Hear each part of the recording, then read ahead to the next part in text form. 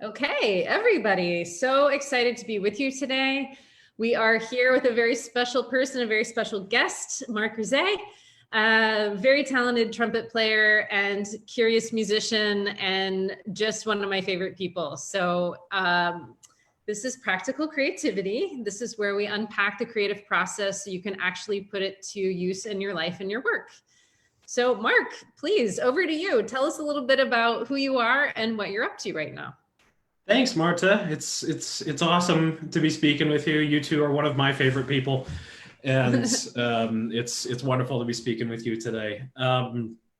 So yeah, my name is Mark. Let's see a little bit about myself. So where I am now, I guess I'll go backwards. I'm currently in Columbus, Ohio. I play principal trumpet with the Columbus Symphony. Before that, I did my master's at Rice University, studying music, trumpet performance. Before that, I was a member of the New World Symphony, where Marta and I first crossed paths and did a lot of work together. Before that, I was in San Francisco playing with San Francisco Symphony and also doing my undergrad studies at the San Francisco Conservatory of Music. And something that I've become very passionate about throughout that whole process is really going deep on what it means for me to be an artist in particular. Like, I learned early on that for me, orchestra was, as much as I loved playing in orchestra, it was not the end all be all for me. And that is in no way discounting how much fun I do have in orchestra and how much some of these other realizations have gone on to enrich my experience in orchestra. But I've really realized that something that gets me excited is communicating with people, talking, sharing ideas, hearing what sort of things are keeping them inspired and curious. And so what has sort of evolved out of that is my project called The Curious Musician, which has gone through a couple different iterations since I started it at the New World Symphony. But in its most recent form, it's a daily video series where I am documenting my own personal creative process, both as a practicing musician, as someone who feels that art is more than entertainment, or that it actually can play a very meaningful role in people's lives, and as a communicator in trying to convey those messages to other people. And so yeah, it's an ongoing process, and I think that's what I've learned most of all, is that it's not about displaying an end product to people, either the orchestra playing or playing a solo or making a video. It's not so much about displaying an end product as it is sharing the process with others. It's so great. I've been talking to, and thank you for sharing that. It's really great to hear how, things are coming together. And I think as creative people, we're always evolving. That's kind of like, we're always becoming like our art is always becoming more. And there are a lot of crossovers with whatever kind of artist you are, whether you're a musician or a visual artist, or you work in poetry. There is this idea that it's process. And art, a lot of times, like when we go to an exhibition or we go to a concert, what we're really seeing is the finished product. So the idea of a vernissage is that you're seeing the paint while it's still drying. That's like the insider first look at a new exhibition. But people are really fascinated by the process, and they don't often have a chance to actually go into the process and see the magic or the sausage being made, whatever your particular process is, how you see it. Right. So I really love what you're saying about process, because it's also one thing to do the work. It's another thing to talk about the work. And when I think about what you're up to, I think obviously about MTT, Michael Tilson Thomas, who, legendary, not just for his musicianship, but also for his sense of sharing about the work and his ability to really communicate that in a simple and compelling way. And of course, that makes me think of Leonard Bernstein. But when I was talking with Patricia Chanel Gutierrez yesterday about her work as a visual artist and in interdisciplinary, she does, you know, sounds as well as, you know, material sculpture. It's not just visual art. It's like all of the arts combined. She was really talking about how it's one thing to do the art and it's another thing to talk about yourself and to talk about the art. So artists have to have this thing called an artist statement, which is a really usually very long, complex paragraph. And that goes with them wherever they go, into catalogs, into museums, et cetera. Musicians don't really have a platform for saying anything about their perspectives. So it's really cool that you've kind of spun this out in a really definite direction. First, kind of experimentally with your Facebook experiment at the New World Symphony, but now you have this platform that you're using social media as a way to document your process and your ideas and to share what you think. So tell us more about what you've discovered and what it's meant to have this place to share your ideas. I think, well, it's certainly transformed my, it certainly transformed how I approach everything else in my life, not just the, you know, there's the making videos, there's the playing in the videos, there's all that stuff, which, you know, is in some ways an extension of stuff that I'm already doing, you know, in an orchestra or as an artist, you know, especially now as an artist, you have to be very, you know, in order to, you know, play the game, so to speak, and like get yourself out there, you have to be proficient at social media, making videos, making, you know, content, for lack of a better word. And so, you know, the actual process of making that stuff is kind of an extension of what I'm already used to, but it has since sort of fed back into the original, I guess, I don't know if skill set is the right word, or original practice maybe is a better word, where I start realizing that it was never actually about displaying something, an end product.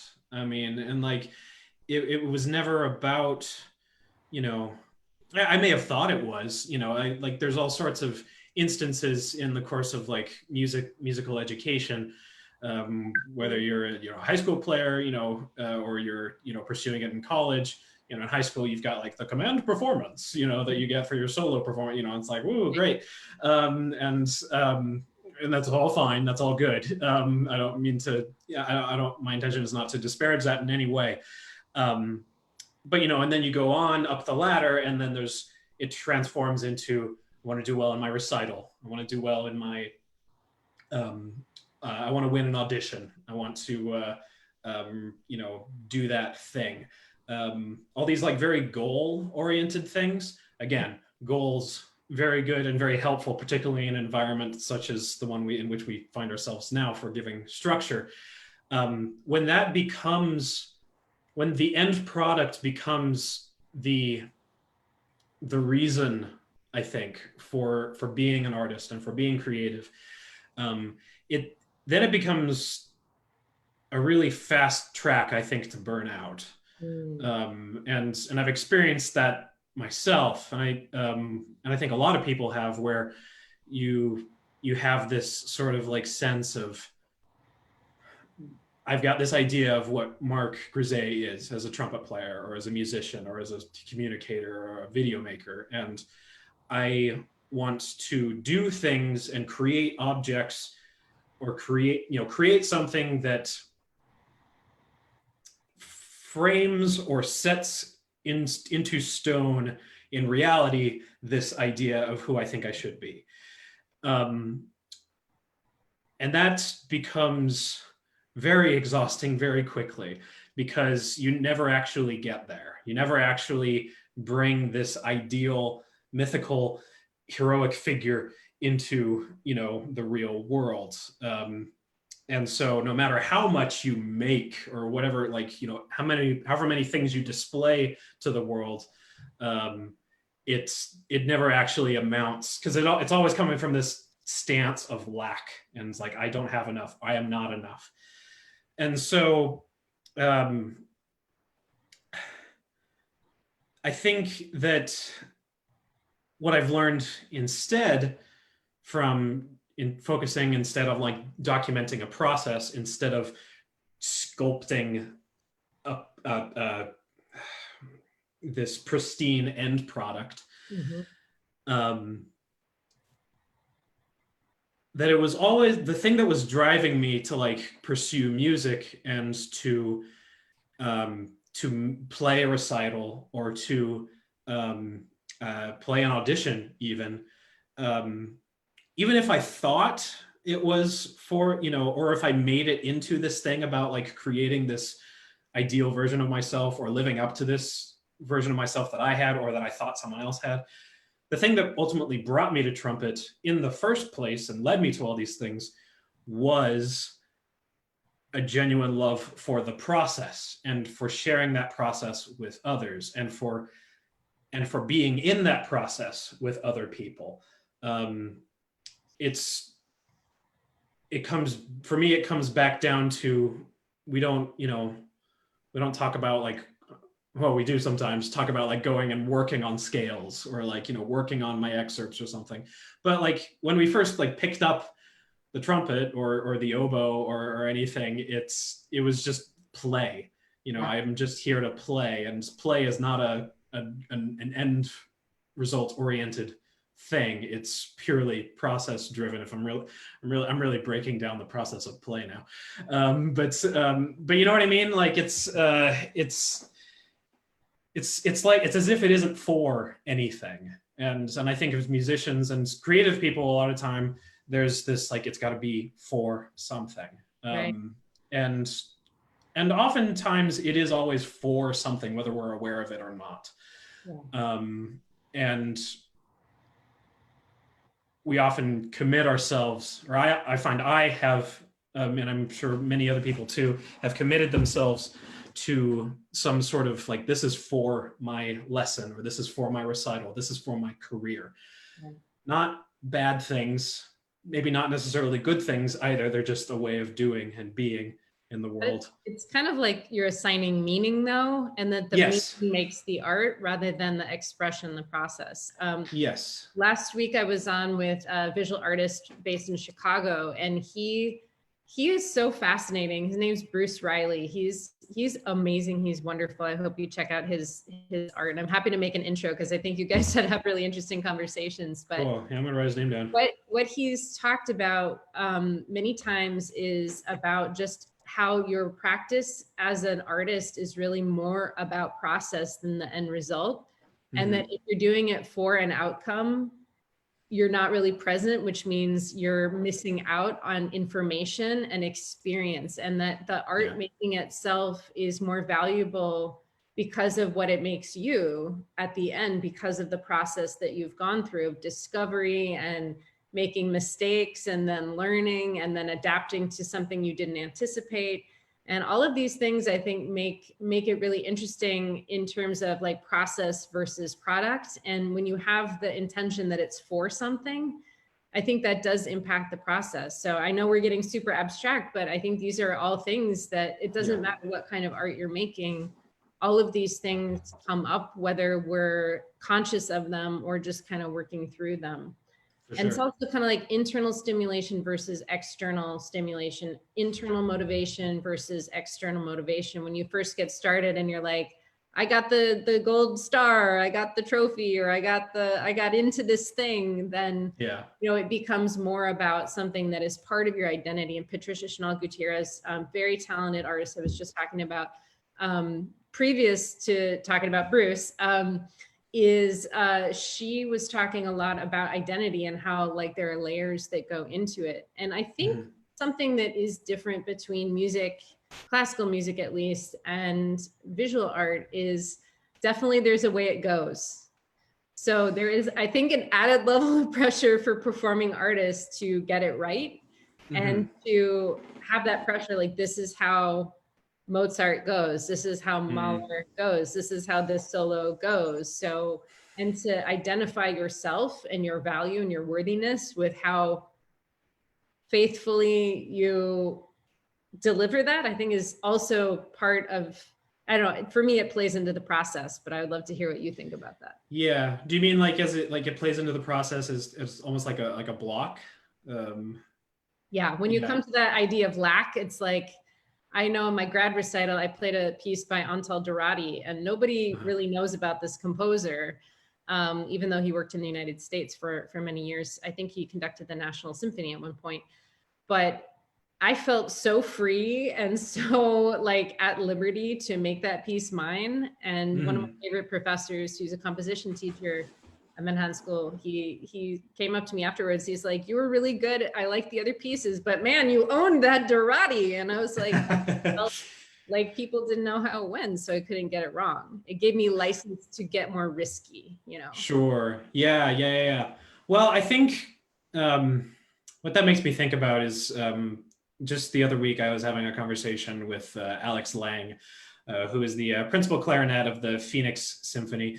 Amazing, amazing leader and very thoughtful speaker, and it's just got so many amazing thoughts about musicians and orchestras and the roles that they play in the big picture. And something that he talked about was, and I don't want to misquote him, but I believe he said something about, like it isn't so much that he enjoys Beethoven or like a Beethoven symphony, but he loves making Beethoven. Mm-hmm. And to invite people like an audience, for example, into a concert hall, you're not, it's kind of, if you kind of change the perspective just a little bit, where you're not inviting them in to experience Beethoven, you're coming to experience Beethoven being made. Yes. And then when you sort of flip it around that way, I almost feel like there is more permission to take a risk. There is more leniency, instead of like upholding this, mythical and um, you know godlike sort of pillar of like, this is how like music goes, and it's like, yeah, I mean, like it's on what, yes, there's a place for that, don't get me wrong, and there's absolutely a place for respecting the composer's wishes and respecting some higher thing, I suppose. I think that no matter what, though, everyone is going to be approaching. I keep using Beethoven. Gosh, we keep 250th birthday, whatever. I keep saying Beethoven, but I'll run with it. Everyone is going to approach Beethoven from a different perspective, and everyone is going to Beethoven is going to mean different things to everybody. And I think it's risky to say that like Beethoven is some sort of pillar of like Western civilization, when you have Beethoven 9 being used from everything from the fall of the Berlin Wall to a Nazi anthem. And so when that, as that applies to like individual Years of meaning, wow. yeah, as that applies to individual creativity, and it's like, well, how do I play this Mahler symphony, or how do I play this Beethoven symphony, or like this excerpt? There's years and years of tradition, all valid things, to like consider when you finally do make that thing, or make Beethoven or make Mahler. And it's, in some ways, I think it's similar to like language, where there's like grammar and vocabulary, and like at different points in time, there are different things that are more accepted than others as far as convention.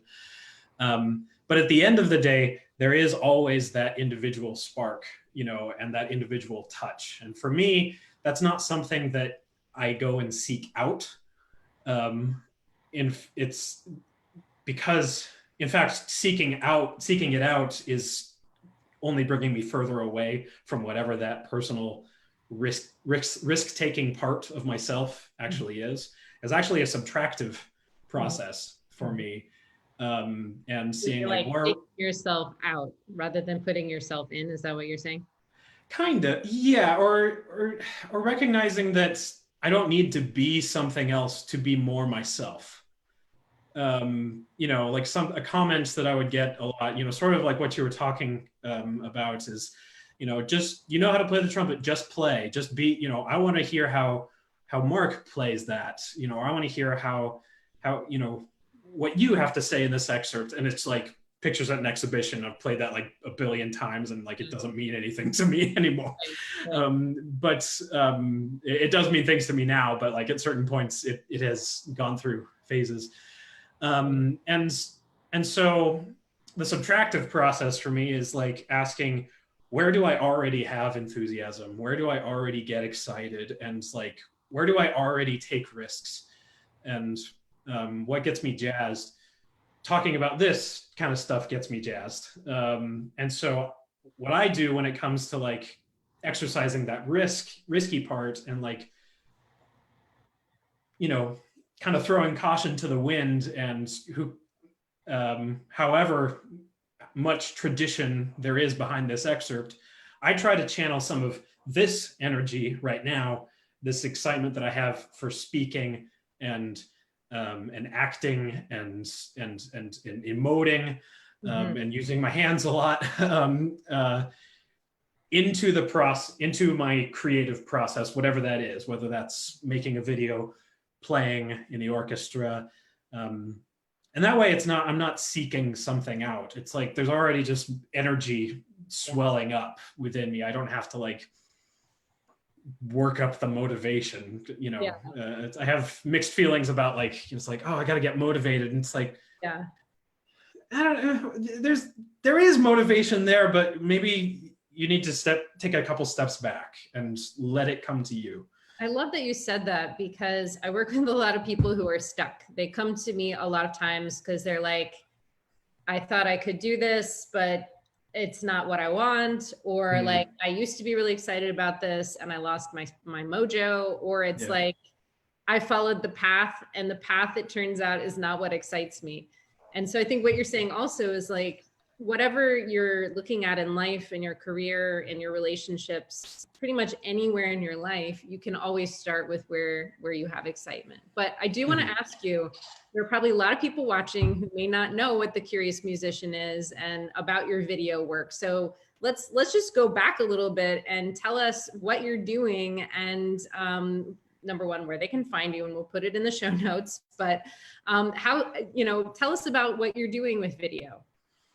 Yeah, so like I said at the beginning, Curious Musician in its current iteration is a daily video which goes up first on Instagram, and then and then I just, you know, parallel upload it to Facebook, and then over the course of however much time, it eventually makes its way to YouTube, but each day is sort of a different exploration or sometimes a meditation on some part of my creative process or on a challenge that I'm facing, or excuse me, something that I'm, you know, currently in the process of exploring or working on or trying to improve or trying to get. An example. Give us some examples. Yeah, absolutely. So one that's ongoing right now, and I've currently I've taken a break from the daily videos, but it's ongoing. I'm learning Luciano Berio's Sequenza 10, which is a piece for solo trumpet and piano resonance. The piano player just like holds down keys and the strings vibrate. It's a wild, wacky, alien, super psychedelic piece that is 7 pages long. I think it's 70 lines. I'm learning it one line at a time and posting videos of each line, and sort of a lesson that I'm taking from it. You know, and that lesson could be sort of metaphysical. It could be purely trumpet notes, you know, technique stuff. It could be something, you know, spiritual. So I'm using that piece as sort of a launch pad for, you know, ultimately, I guess, 70 different explorations. what other things have I done? Occasionally, I make pancakes on and there was one I did a while ago where I after one of the concerts I played here in the Columbus Symphony. Um, I had some reflections on nerves and anxiety, and because in one night in this performance I was like really nervous and like high strung or high energy. The next night I was like totally like zen in it, but there wasn't any like discernible difference, necessarily in, some things went well on the first night that didn't go well on the second night. Some things went well on the second night that didn't go well on the first night. And so there was almost like this, why am I even worrying about like this nerves thing? So, I thought about that as I made a pancake for a keto chocolate chip pancake for dessert with peanut butter. I'm trying to think of some others. Well, right now you're creating something. So you're working on some digital technology, and you're like composing using Oh yes, computers and an instrument that's digital. yeah, That project. yeah. So part of what I really have come to value in art and music is the connective aspect of it, and the community and the togetherness, and again sharing the process, all being in the same process lane together. And so something I've been playing around with the overabundance of free time that I have these days is I've been getting more into electronic music and composition, and I thought it would be a fun idea to take an idea that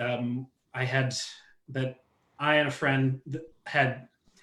There was a project that a friend and I did at New World where we worked with some kids and helped them write their own music, and we used this little number system.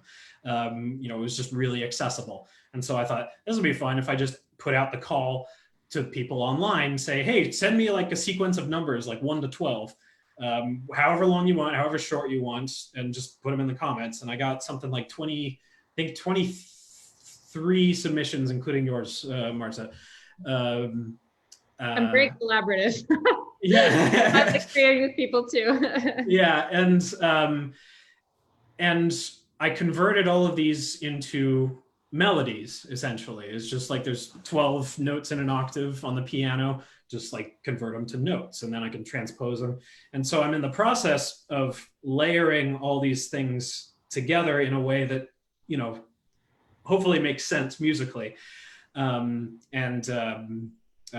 I'm going to do a live stream on the Curious Musician Facebook for anyone who wants to come in and join and be a part of that composition process and discovery. And I'll also I'll share my Google Doc that I've got all these things logged in as well, so that people can look at them and discover, maybe in the chat, hey, did this, you could do this with the, so like people are actively taking parts, not just contributing the material, but taking part in the formation and the application of the material. So yeah, I think it's mainly an experiment. So much of the Curious Musician is experimentation and seeing where it goes. I have no idea where this is going. It's just right now all the instruments are just a bunch of sine waves, with some harmonic motion and some weird rhythms. And yeah, it's just sort of play and seeing what happens. That's beautiful. And I think play is one of the, well, when you first put an instrument in your hands, they say play. And it's interesting how sometimes as a professional musician, it feels like anything but play. But it is always something that, we have had a sense of together in all of the collaborations and conversations that we've had over the last couple of years. Absolutely. But it's interesting that one of the things that I've been talking to artists and creative people during this whole pandemic is, how do you stay resilient? Like, how do you approach uncertain times? And one of the things that's come up over and over is do an experiment, because number one, you'll be doing something. And number two, you'll gain experience that is going to become part of you wherever you end up, like creatively or physically or just emotionally, because the work of creating art changes you. And because it's like an experience, and sometimes the outcome is just a byproduct. But that sense, like, experimentation is a really fun and healthy way to deal with uncertainty, because when you experiment, you are kind of in control rather than feeling a little powerless. So tell us more about, like, why do you experiment, and are you experimenting more during these times of uncertainty, or is it just, it seems to be part of your DNA? Tell us more about it. Yeah, of course. I think what gets me excited about experimentation is what like just sort of like sparks the fire is the what if question, and it's that is the like the setup of every story that was ever told, basically. Um uh what if a dark lord has like a magic ring, and it gets lost and in the hands of the smallest person in the world, like what if a family goes up to tend a haunted hotel up in the Rocky Mountains, somewhere. What's going to happen? I don't know. And that sort of, if there's anything that's sort of defining a lot of the experiences going on right now, on different levels, the personal level, and like just in like my house, and but also like on a very like broad global level, it's uncertainty, and I don't know what's going to happen, and in a lot of ways that is frightening and scary, um, and is coming at at the expense of a lot of people's well-being and their lives, and so that should not be discounted in any way. At the same time, there's also something to be said for popping a question, what if this, and leaning into it without knowing what the outcome is going to be. That there is, in fact, you could argue that some of the suffering that we experience in that we're experiencing right now is coming from an unwillingness to say I don't know, and to like try something totally brand new. I do think that coming out of this, we shouldn't necessarily try to go back to normal, because normal was definitely a crisis for a lot of people. But on a on like a smaller creative sort of level, there is so much potential in, I don't know what's going to happen if I put this and this into a jar, and maybe it's going to explode. It probably will, but it also might teach you something. And I think that there's a book that you recommended to me a while back, which was The Storm of Creativity, and I've been revisiting that a little bit. But like an essential part of this book, and the idea that the author is trying to get across, is that a big part of creativity is uncertainty and unlearning, and that in many ways you don't have control over the process. In some ways there is control, and there is, I'm adding things to the pot, but in other ways this constant uncertainty and flux and change is just the nature of the universe, and is also like the nature of trying to make something in that universe. And so there's an option. You can try to like fight against that current, or let yourself sort of like bob along on it, and be willing to say, should a question come up, what if I made that? What if things looked like that? Entertaining impossible ideas. What if there was like I don't know, like a dragon that brought everyone's groceries to them, for free. and I don't know, like it's just like, and then like entertain that pipe dream for a second. And maybe we don't actually get a dragon, but like maybe it sparks something else. And so that's, I think, is all about, that comes from that surrender of like saying, I don't know. And that's probably where I should be. There's definitely a lot of emphasis, you know, as a practicing musician. It's like, I gotta know if I'm gonna hit that note. I gotta be like totally confident in my ability to like deliver the goods, you know, so to speak, in this concert. When in fact, I'm starting to come to the belief that I think that that's overrated, and maybe not always helpful, and sometimes detrimental to like actually making some meaningful music.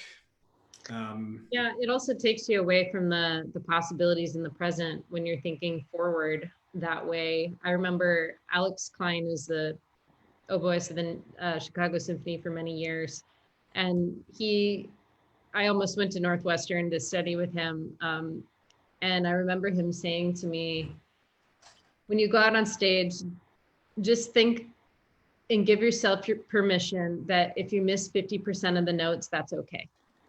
And you'll do better than you will if you just try to be perfect, because it's not possible. But I really enjoy what you're saying. I think there's so much to it that is so relatable. And I think artists are always the people who say, what if? So if there's anything that I'm learning in this 30 days of live streaming, and this is day 30, you know, it really is that artists can't help but go into the what if, because that's the way they're programmed, and they're not afraid of what's in there.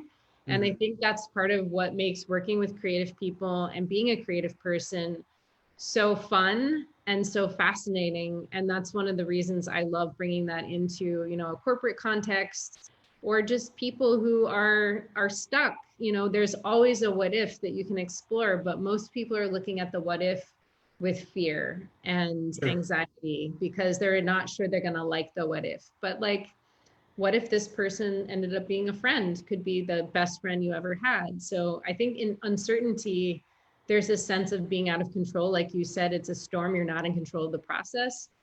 But sometimes better things happen when you are not in control and you kind of like surrender to whatever's going to happen. I know at times in my life, even like career stuff, there have been times where like I wanted to control every aspect of it. And the thing that happened instead, I just could not see coming, was way better. And so, and that's many times in my life. And like, I didn't expect to go to music school in New York. Like I was all set to go to Northwestern. So, but certainly the people I've met and like all of those choices have brought me to here to where I am in this conversation and being able to share this with people. So sometimes it's good to ask what if and not have to control the outcome. And I think that's something that every time you perform or every time you get out of canvas, you don't really know what's going to happen, but you know, you do it because you can't help it. Yeah. I find that sort of like, you know, what if, and if you're asking that question, what if, whatever that is, and then the silence that sort of follows that's like sort of inevitable, there's that impulse to rush in and like panic.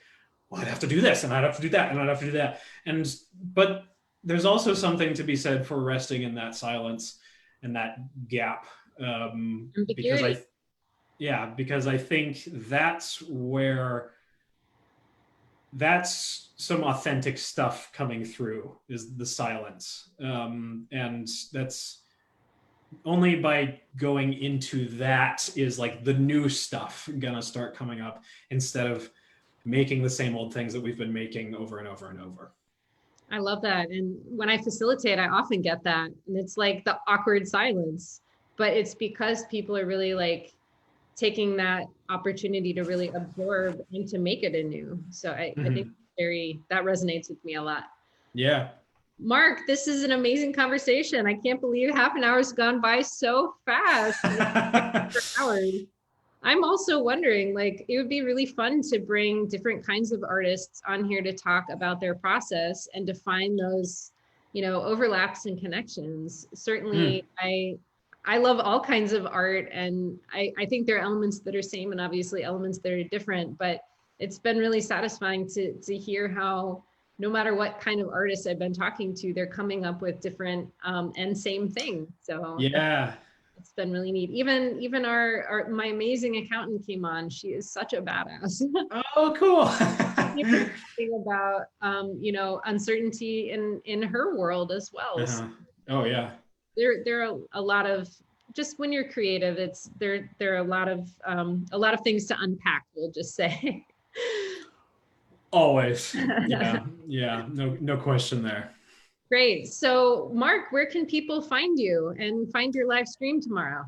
Yeah, so you can find The Curious Musician over on Facebook. Just up in the little search bar thing at the top, wherever you get your Facebook. Just search The Curious Musician, and hopefully it'll show up. You can also look for me on Instagram, where I post the Curious Musician stuff, and that's just my name at Mark Grisez, Grisez. Oh, look, there's my name right there. You can probably see that in the live stream, maybe. Let's see. You can also, my website, the stuff usually goes up there as well, markgrisez.com. I recently wrote some blog posts for the New World Symphony. If you go to nws.edu/news, I believe, somewhere in there, I wrote a blog series called Curiosity Fueled the Art. And that's a 3-part series. So you can check out some of the other things that I've been thinking about during this time. But yeah, I think that's where I am everywhere. Cool. All right, and we'll put those also in the show notes on YouTube. Yeah. And Mark, always a pleasure to chat, to see where our creativity takes us. So everybody, likewise. Thank you. I hope you all stay creative, and we'll be back again soon. Thanks, everybody. Bye-bye.